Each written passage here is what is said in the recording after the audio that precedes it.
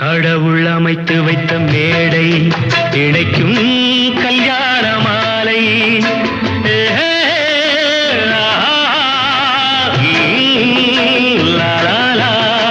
கடவுள் அமைத்து வைத்த மேடை இணைக்கும் கல்யாண மாலை.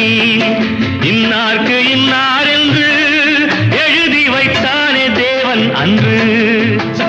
இன்னார்க்கு இன்னார் என்று எழுதி வைத்தானே தேவன் அன்று.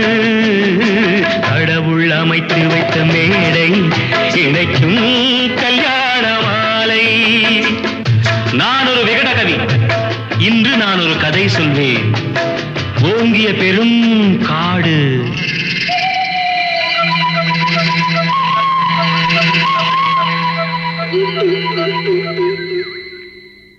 அதில் உயர்ந்தொரு ஆலமரம்.